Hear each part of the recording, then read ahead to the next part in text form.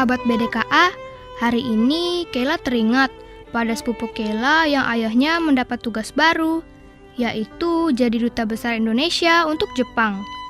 Di satu pihak Kayla sedih, tapi di lain pihak tentu Kayla bahagia, sebab kalau Kayla ke Jepang ada yang menemani. Kita semua juga punya tugas mulia, yaitu menjadi duta besar Allah untuk manusia. Apa syarat menjadi duta besar? Yang pasti harus mengerti ketentuan dan hukum Allah yang mengutus kita. Mari semuanya kita perlengkapi diri dengan hukum Tuhan melalui renungan hari ini tentang Tuhan menolak utusannya yang tidak setia. Siapa dia? Shalom anak-anak. Mari kita berdoa terlebih dahulu ya sebelum kita merenungkan firman Tuhan.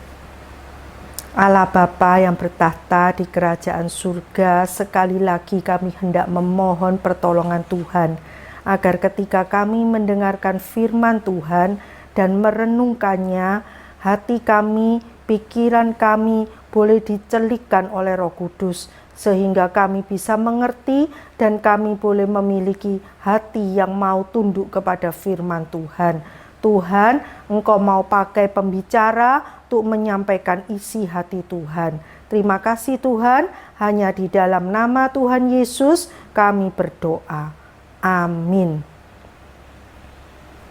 Ketika Raja Ahab berhasil mengalahkan Ben-Hadad, Raja Aram, mereka membuat perjanjian. Salah satu isi dari perjanjian tersebut menyatakan bahwa Ben-Hadad wajib mengembalikan daerah-daerah Israel yang direbut oleh Aram. Tetapi 2 tahun setelah perjanjian itu dibuat, Ramot Gilead, ini nama tempat, belum dikembalikan oleh Ben-Hadad kepada Ahab. Maka Ahab pun menjadi marah dan ingin merebut Ramot Gilead ini dengan memakai kekuatan militer. Ketika dia sedang memikirkan hal ini, datanglah Raja Yosafat, raja kerajaan selatan, berkunjung ke istana Raja Ahab. Maka Raja Ahab pun segera mengajak Yosafat untuk bergabung, menggabungkan kekuatan rakyat dan kuda mereka untuk bersama-sama merebut Ramot Gilead.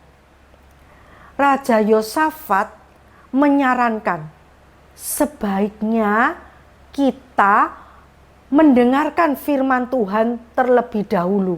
Apa yang dikatakan Tuhan mengenai hal ini.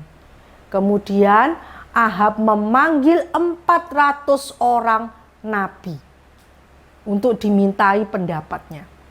400 nabi ini bukan nabi Baal, juga bukan nabi Tuhan. Mereka adalah nabi berhala. Kemudian Raja Ahab pun bertanya kepada nabi-nabi ini, apakah aku boleh pergi berperang melawan Ramot Gilead atau aku tidak usah berperang? Nabi-nabi ini menjawab, pergilah, Tuhan akan menyerahkan Ramot Gilead ke dalam tanganmu. Wah, nabi-nabi ini memang selalu memberikan jawaban yang menyenangkan hati Raja Ahab. Raja Yosafat merasa kurang yakin dengan jawaban para nabi ini. Kemudian Raja Yosafat pun bertanya kepada Raja Ahab, apakah tidak ada lagi nabi Tuhan di tempat ini?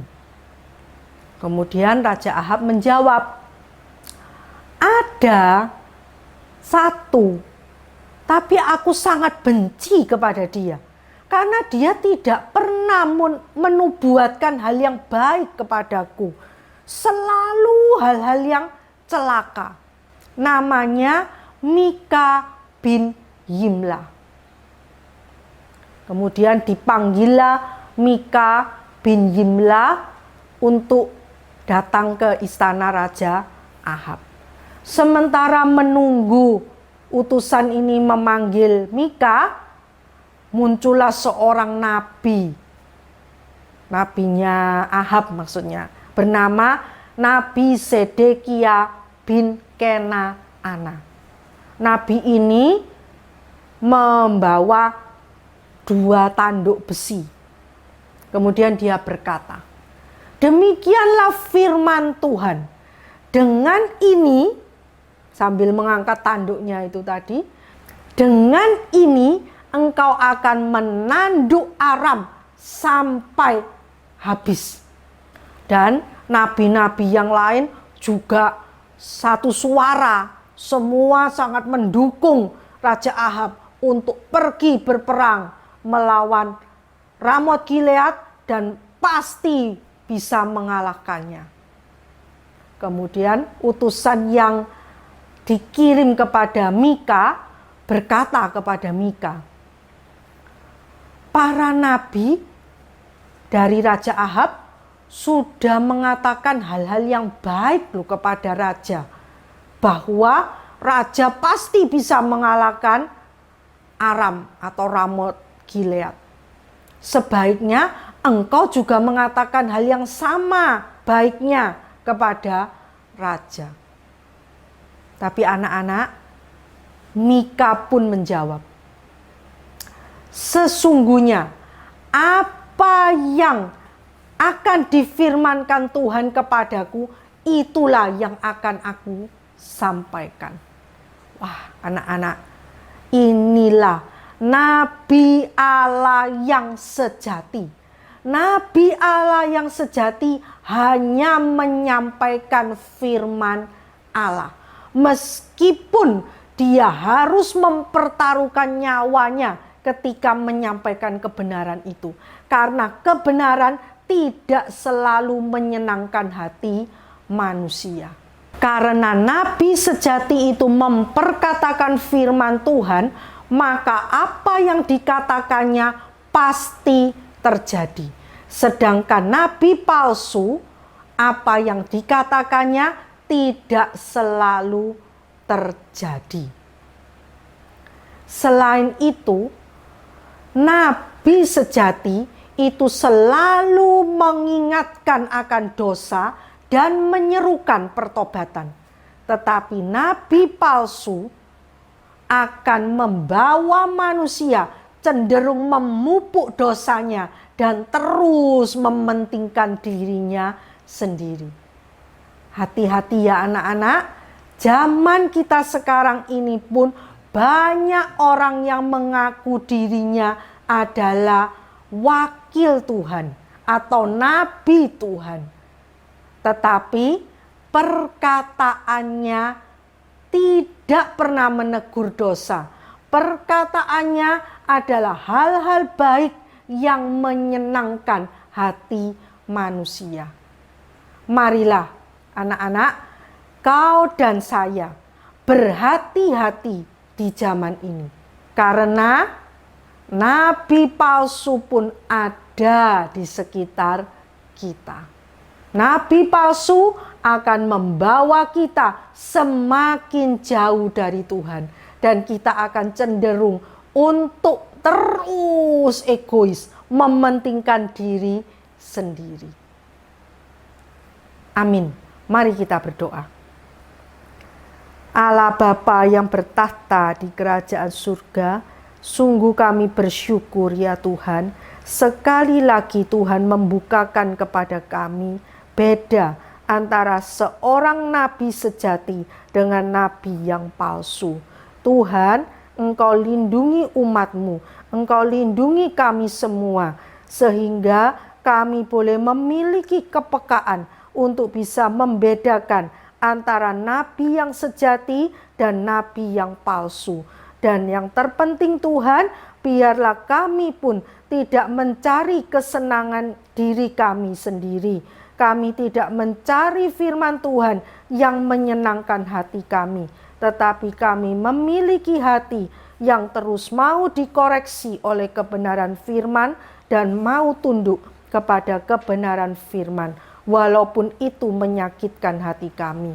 Terima kasih Tuhan, hanya di dalam nama Tuhan Yesus kami berdoa. Amin.